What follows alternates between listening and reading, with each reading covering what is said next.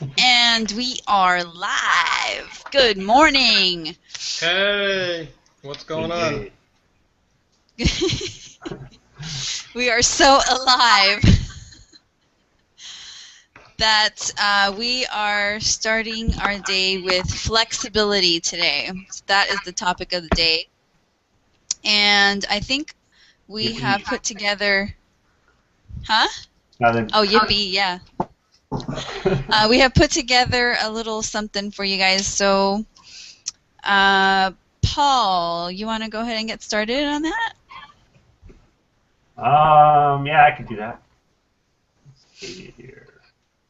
So what I'm going to do is screen share. Let me see here. Let me do that. Oh, look, it's me. Can you see my screen? Yes. Okay, so today we're going to talk about flexibility, and this is something that is definitely considered very important. And there's some different myths about it. There's different types of flexibility, and I just outlined it a little bit. We're going to go through it, and then we're going to discuss some of the different things we go over here. So first thing I want to talk about are the components of fitness. There are 5 components of fitness. We have muscular strength, muscular endurance, cardiorespiratory, flexibility, and then body composition. And in order to have a solid fitness program, you need to have all of those components. We don't just look at one. You don't just look at muscular strength because let's say someone's really strong, but they don't have the flexibility. So that would be a weakness. And that could cause future problems. So flexibility refers to the degree to which a joint moves throughout a normal, pain-free range of motion. So basically flexibility is just we want to have a good range of motion, so through the joint, without pain. And so flexibility. So some of the things that may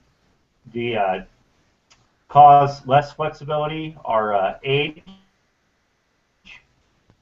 So as we grow older, the ability to move through the full range of motion, it decreases by actually 25 to 30% by the age of 70. So it actually decreases with age. Gender also plays a role. I don't know if you noticed, but most women can stretch better than men. It's pretty much a given. I mean, there are men that are very flexible, but women generally tend to have better flexibility. Basically due to the anatomy, hormone differences. Women usually have a lower center of gravity, a shorter leg length than men.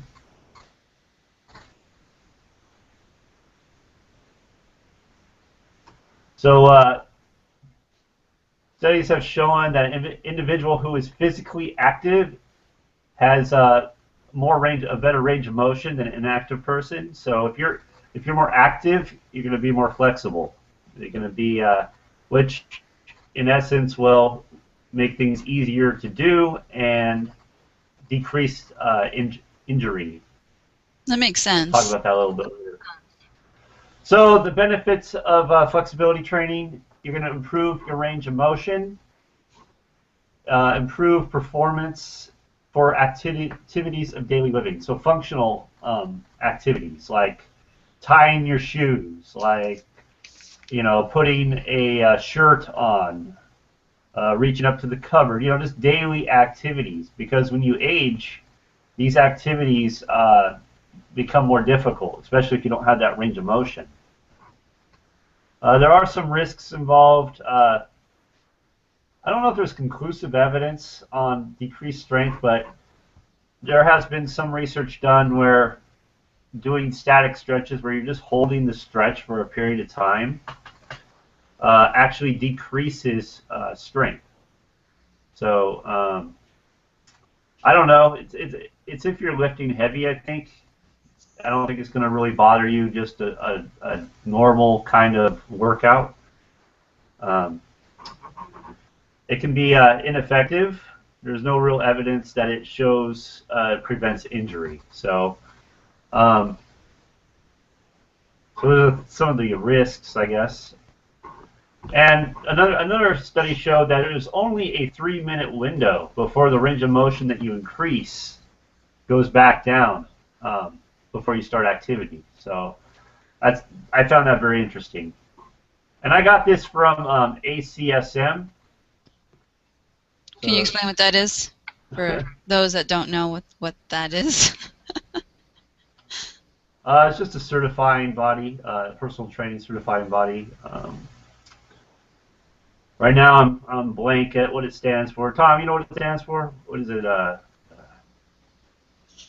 Yeah, it's the American College of Sports Medicine. It's probably the best certification out there. It's basically a lot of they have doctors that are involved with it, so the people that are involved with it are known as fellows. The doctors are, but it's, in my opinion, the best certification organization out there. Awesome. Yeah, it's one of the tops for sure. So that's why I went to that source. So there are different types of stretching. The most common is static stretching. And static stretching is just where you hold a position and you stay in that position for a certain amount of time. So a very popular stretch is a sitting hamstring stretch, where you just sit on the ground, you stick your one leg out, and you bring the other leg up towards your knee, and you just you reach with a straight leg and hold that position. That would be a static stretch. And most people would agree that you want to hold it for about 10 to 20 seconds. It's the most basic stretch. The next type of flexibility is dynamic, and this is really where you want to get into it. It kind of mimics sport events. So like, say, there's different medicine ball moves. You could do like a lunge can be a dynamic stretch. A squat can be a dynamic stretch. Jumping jacks. Any kind of movement, not too fast, but you're moving. You're not static. You're not just staying still. And there's actually studies to show that you kind of want to do the dynamic before the warm-up, just because it kind of mimics the activities you're going to be doing. So you want to do dynamic before, and there's different theories on that. But from what I've read, what I've researched, dynamic is what you want to do during your warm-up, and then static is after. But cool. We have self-myofascial release. Big words. Big words. If you've seen the foam rollers, I'm just going to make it real simple. You've seen the foam rollers, that's what that is. All you're doing is inhibiting muscle. So it also helps dissipate lactic acid buildup. That's when you feel like when you're working out and the muscle gets really, really tired, that's lactic acid buildup. So it eliminates that. It helps eliminate that a lot faster than not doing anything. And like I said, it inhibits muscle imbalances, which is something like if you have overuse injuries, such as, let's say, a lot of people have that sit in an office all day, they have more of a forward tilt on their neck, on their head, and their shoulders might be rolled forward a little bit just because they've been sitting and looking down for too long. So that's something that's one step to correct that, is using the foam roller. I'll get to that a little bit later. PNF, not really going to go into that. That requires someone experienced. Basically, it involves relaxing and contracting the muscle. Tom, do you know anything about that? Are you very familiar with PNF? I've heard a little bit about it, but basically it just, it's going to be more of just like, I can't even think of the name right now. There's masseuse or like muscle activation. So what you're doing is that you're activating the muscles and stuff like that. It's just something that it's out there. So I think maybe we could go into a whole subject on that maybe in the future if you wanted to. Yeah, I wanted to keep it basic. I know it's a little more advanced stretching technique. It is very effective, though. but you do need to have someone that knows what they're doing because it takes two people. It's not just one person. And Cool. it just I didn't even know involves that existed. contracting and relaxing the muscle while holding it a certain way. So I just added this on the bottom just a little bit. It's not all flexibility, but this, let's say you have some issues where you have some muscle imbalances. And when we have muscle imbalances, that can cause injury. So we really want to be able to correct those. And this is a whole nother subject on its own. But this is called the corrective exercise continuum.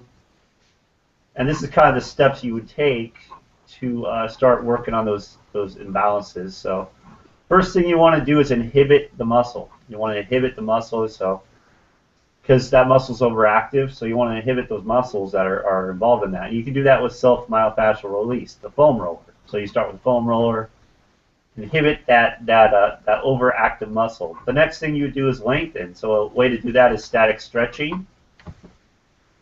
So you just hold a position.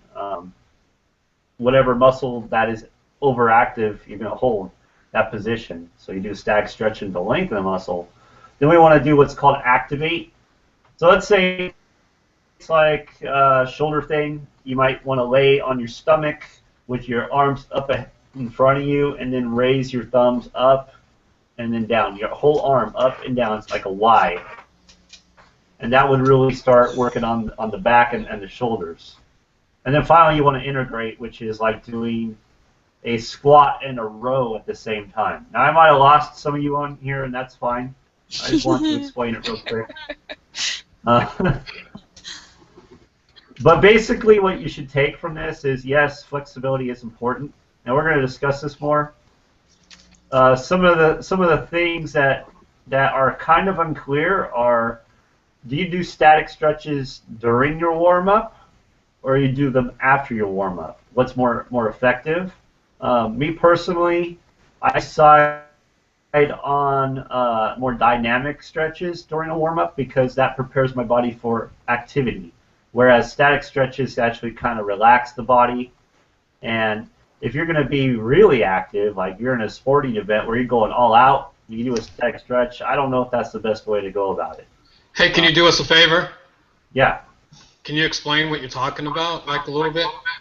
I mean, what exactly is a static stretch? Can you give us examples? Because when you say static and things like that, some people might not really know what that is. Let me come back here. How do we get out of this? I see you now. Okay. So a static stretch is the most common stretch. It's what we do in elementary school. Most schools do it. PE classes do it. You just hold a position. So like, let's say, well, here's yeah, I was going to say stand up and show us. Yeah. Right here. This is a static stretch. See, You're just holding it. This is a shoulder stretch, and I'm just holding the position for a certain amount of time. Okay. And that's a static stretch. This would be a tricep stretch. Okay, so working the tricep here. So when you're saying when you're mostly holding something, it's static. Yeah, it's static because you're not. And then what is this called? When I move my arms like that would like be that? Dynamic. That's dynamic. Dynamic. Okay. Yeah, we got visuals. Yeah. Okay. Well, I could probably find some pictures, but. No, I think it's better doing it right in front of him. So yeah. Anything moving is going to be dynamic. So let's say you're just lifting your arms over your head, right? Back down. That's dynamic. Okay, and then why do you do one over the other? Well, I mean, I think they're both important. Right. Like I said, there's different theories on this, but for me personally, I think, and I watch, professional athletes and their trainers, and they have their athletes do dynamic stretches before the game. I don't believe they do a ton of static stretching. They're doing a lot, like you see them with medicine balls and stuff, warming up, doing things like that. That's because it's getting the body ready for activity, whereas a static stretch is more of a relaxation kind of thing. You're sitting there, your body's going to relax, and that that doesn't go with, you know, Right. Movement. with movement. So a dynamic stretch kind of resembles whatever game, whatever sporting event, whatever activity you're going to be doing. You kind of want it to resemble. It's just not at such a high level. You're not going all out. You're going kind of slow. It's just warming the body up. So those are really the Makes sense. two, the static and the dynamic. The thing is, though, and this is where it gets a little confusing, is if you have those muscle imbalances, that I was taught, like the overuse kind of muscle imbalances, it's probably better to start with the static stretch, and then once you get those imbalances underway, then you move to the dynamic. So it gets a little confusing. How do we know if we have imbalances now that we've gotten into that? Well, I mean, there's a lot of different tests you can do. Like there's an overhead squat test, and there's different things you can look for. For example, if your arms are falling forward because your arms should be up when you're doing a squat test. If your arms are falling forward, that means you have too much going. What is it? Trapezius. The lats are tight, I believe. I'd have to look that up. I don't have all of these memorized, unfortunately. We don't expect you to, but having an I haven't idea is done good. them for a while, but I mean, I have studied it. I have the resources to look it up, but yeah, it's just tightness. Tightness in like the shoulder area. It's more the wing, the lats. Okay. And then trapezius, this muscle back here. Okay. So, What if Tom, they're, like, you too want to far add anything back? to that? I mean, we're looking at different things, like if your knees are going over your toes, if your knees, Oh, okay. if your So it's like legs, a combination if your of things. feet are turned in. Yeah, I mean, those kind of tests show a lot of different things. Okay. There's a lot of different types of tests we can do that show your imbalances, but really you can just look in the mirror and see them. I mean, are your shoulders coming forward? Is your neck at forward? Yeah. Is your back curved? You can see those things. Not to mention you could probably feel the pain coming from Now you're making me want to sit up straight. it. Yeah, so I mean there are those cues. Like if you feel something, like if you have a neck pain, you probably have a muscle imbalance. You have back pain, you probably have a muscle imbalance. And again, that's a little more advanced. You know, I think like for the general exerciser, we're just kind of working on basic flexibility. Mm-hmm. But it is something important to work on, I think. If you have a muscle imbalance, you got to improve that. Because then you're opening the door to injury if you do. Right. When you get more advanced, when you get into more advanced exercise, if you don't improve that imbalance. So the other thing I wanted to talk about, and I forgot about this, is when you're stretching, you want to stretch when your body's warm. You do a cold stretch, you're not going to be able to stretch very well. Right. It's like imagine a stick of gum. When a stick of gum is cold, you can break it, right? Mm. But when it's warm, when you've been chewing it, it stretches. So That is a good visual. You want to warm up your body. You'll notice, like if you've been jogging for 10 minutes or whatever, and then you go to stretch, you're going to be a lot more flexible than if you just get up and try to stretch. Yeah. And it's a good way to injure yourself too, like overstretch if you haven't warmed up. Oh, yeah. I think I did that one time. I used to take a lot of ballet and dance classes, and I was stretching, doing a static stretch, now that you described them for me, and my leg was on the bar, and I was just, stretching like I usually do before dance, and I felt something like, ooh, like something tingly in my leg, like behind my hamstring, and I was never able to. I guess it took me a long time to get back to the flexibility that I had because I pulled it too far, and yeah, it was not very comfortable. Just wanted to add that. I mean, some of the other things about stretching too is, especially static stretching, you don't want to jerk. It's a very gentle movement. You just reach and hold. And it's possible to reach, hold, and then maybe reach a little more. That's possible. But you don't want to just do jerky movements because that's how you get hurt. Yeah. especially if your muscles are cold, you're gonna get hurt. It's like what happened with you. That was your hamstring. You probably overstretched your hamstring. Your muscle probably warm, so that's probably what happened there. Yeah. But really, the most important reason to stretch, be flexible, is not necessarily to prevent injury. It's just to be able to move, to increase your range of motion. So, Tom, you got anything to add? I know you're pretty knowledgeable on this. Just that it's really important to stretch before and after working out. Even if you're walking, I recommend some type of stretching. I know I got a bad hamstring. I started running back. I mean, I sprinted and without warming up, and I must have fell to the ground like I had one leg within 30 seconds. Oh, wow. And ever since then, my hamstring gets cramps and it hurts once in a while, and so it's really important to stretch no matter what you're doing. And I guess the other thing would be drinking plenty of water too. Would you say so also, Paul? Hydrating would help. Definitely. Yeah. And that, even talking about flexibility, they say that a lot of people know this, but a lot of experts and scientists know that adding flexibility into your workout regime is going to get you better results because you make the muscles elastic, like you talked about, like by stretching them. So stretching them gets all the lactate acid and toxins and out of your muscles, but also in a simple form or explanation allows them to breathe and clean themselves out, which means that they're going to repair better.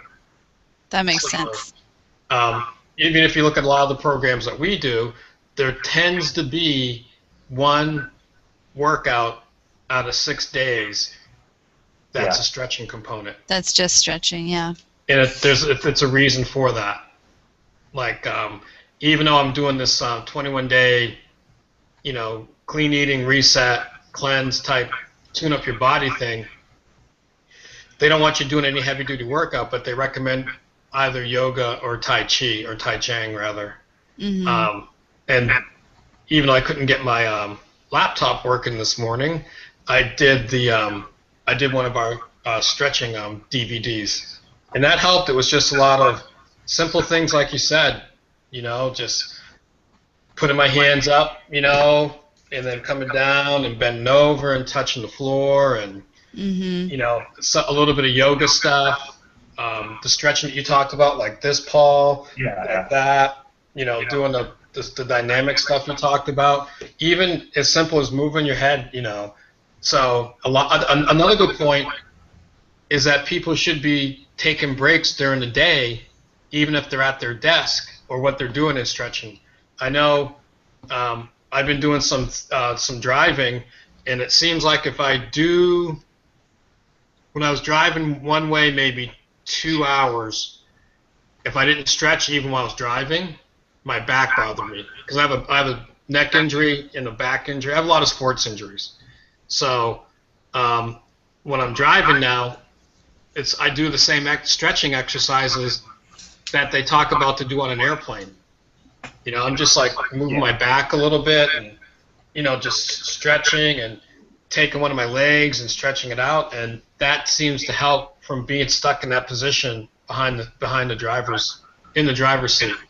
So the same thing I'm trying to say is if you're at a desk, do some stretching. Even if you're outside landscaping, whatever you're doing, I think it's a good idea to do some type of stretching, if that makes sense. Yeah, totally. I mean, you can never tell. I mean, we've all met face to face, and you can never tell. But I have my ankle's messed up from racquetball, and I've rehabbed myself. So I'm with experts. So ankles, racquetball, knee skiing, running was my hamstring.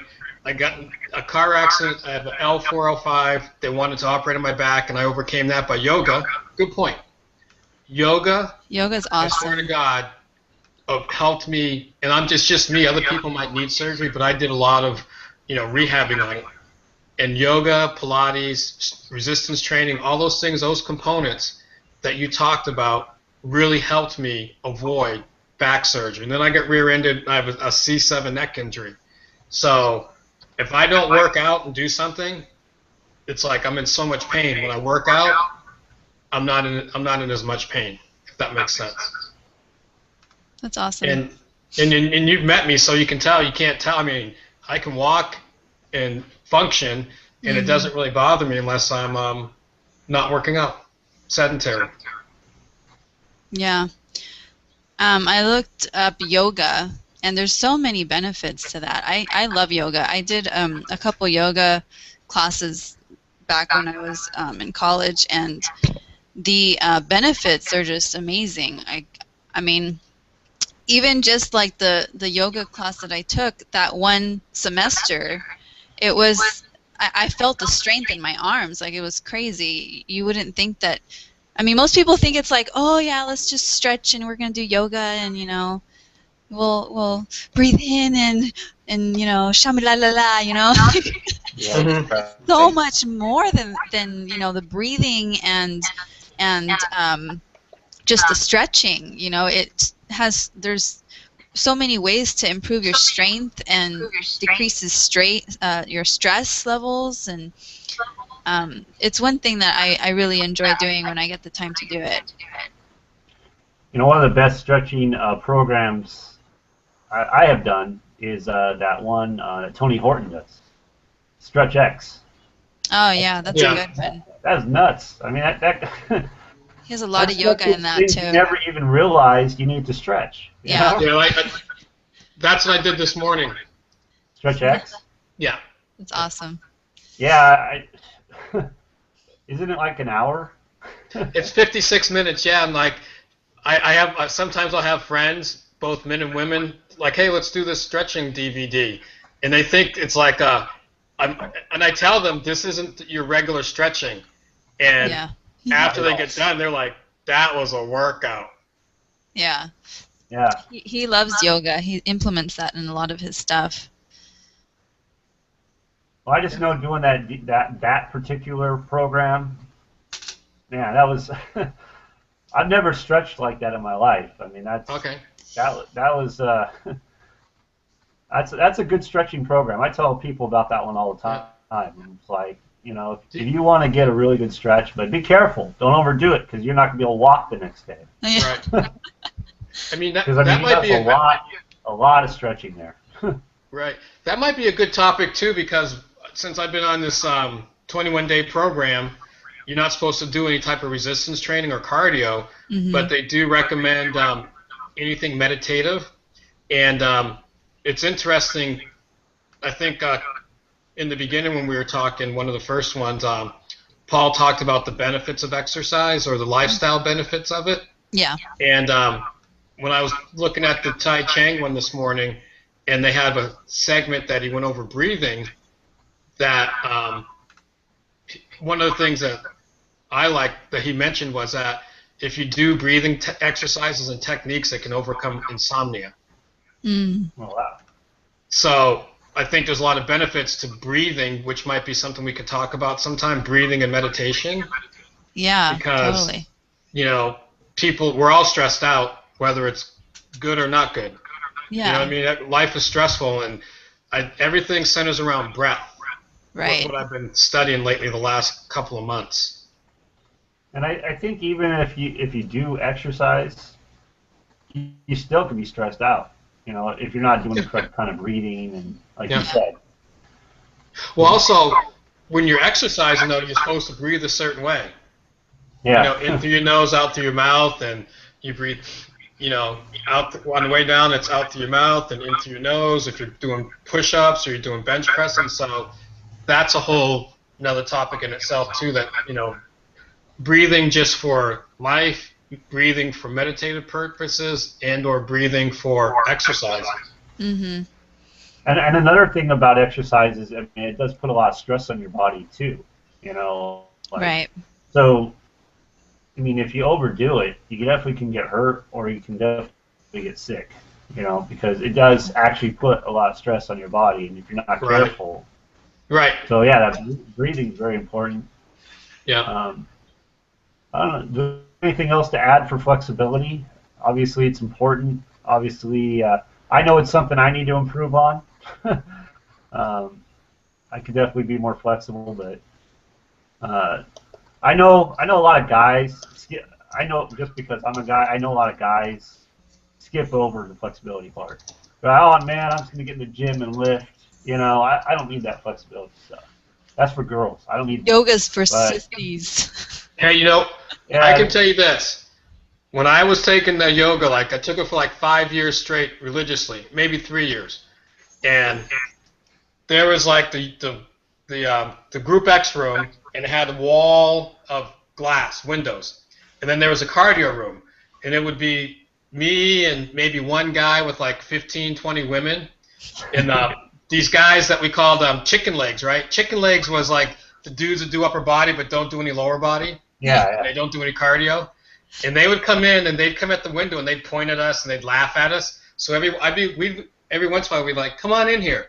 And you would not believe how many guys came in and had to leave because they couldn't finish a yoga or Pilates class because they had no core.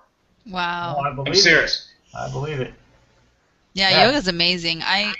When I was, like I said, I fell in love with it. Now I'm starting to think I'm going to go back and do more yoga because it really is. There's so many benefits to it. And people always confuse it with it's like a religion, but it's not. It's really just a way to it's like a lifestyle, really, to bring a healthy mind and a body together. It's an exercise modality that you're right. It's mind, body, and soul. Yeah. But the other thing that people don't realize, but it's very well documented, yoga will help you lose weight. Yeah. People don't know that. Studies about that. Yes. So the thing is, though, yoga stretching is a really, really deep component. And the other thing about religion is that I had asked a friend of mine one time, she wanted to do yoga. And then I started doing salutation to the moon and salutation to the sun. And she said she couldn't do it because of religious reasons, because we were worshiping the sun and the moon. I'm like, no, we're not. It's just the name of it. Yeah. Since it said salutation, that means saluting. She said that we were worshiping the sun and the moon, that she wasn't able to do that type of yoga. Oh, the sun salutations are my favorite. Well, there's different types of yoga, though, right? I mean, it's not. Yeah, there's Ashtanga, there's Kira, there's Ashtanga's like power yoga. It's really a tough workout, Those are powerful, yeah. Yeah, there's Kira. There's just I think a lot of it is just they go get certified by certain yoga certification organization, but then they end up putting their own. It's their style. It's like freestyle dancing. Yeah. They make up their own. The instructors make up their own routine. There's not just one. Yeah. You know what I mean? There's not just one format. It's somebody maybe did a group X class. If you did DVDs, obviously the DVDs would be the same format all the time. But if you look at group X instructors, group exercise instructors, and it's sort of it's their personality. You know what I mean? And that's what a yoga class would be like. Their personality. Yeah. Awesome. Gotta love yoga. That's all I gotta say. On my flexibility corner. Right. Yeah, okay. See, that's my weakness. I don't know. I have a hard time with those things. Oh, you're super tall too, though. Well, definitely that makes it hard. But yeah. I just find, me personally, it's not my thing.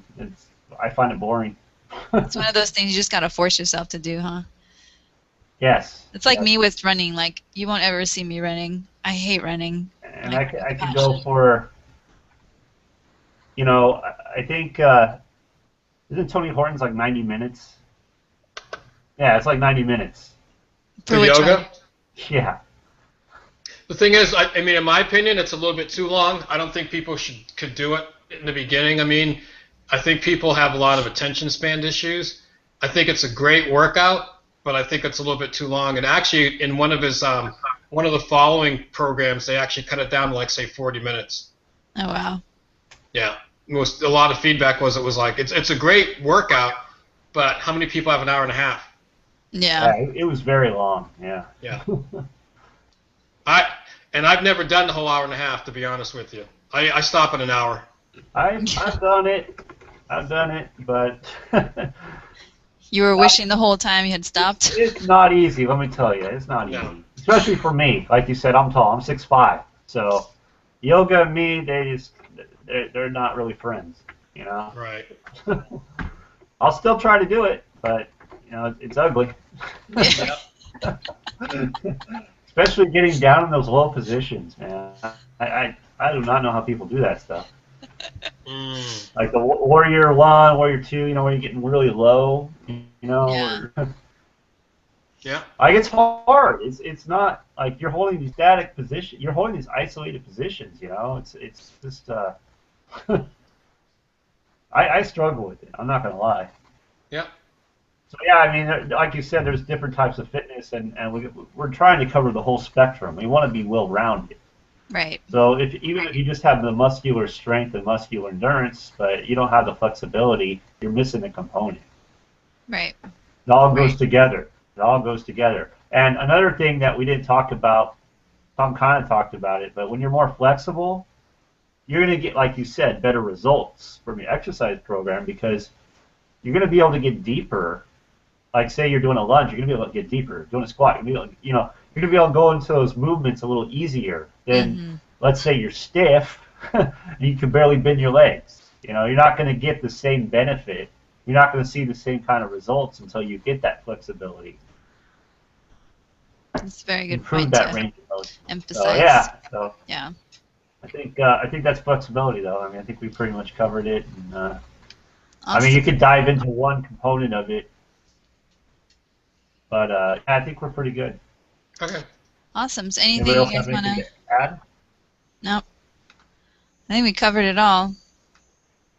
Just stretch. I love yoga. Yeah. Stretch. Okay, now I have to go stretch. I One know. more thing I forgot to mention was if you want to improve your flexibility, if you stretch twice a day, you're going to start seeing differences pretty quick. Yeah. It's something you have to do daily pretty much. It's not going to improve by doing it once a week is what I'm saying. Mm-hmm. It has to become a routine. It has to become something you daily do. Yeah. I've found that a lot of people enjoy and feel really good when they stretch first thing in the morning. Like plop out of bed, right onto the floor, and start your stretching. Yeah, the only thing with that is your body's cold.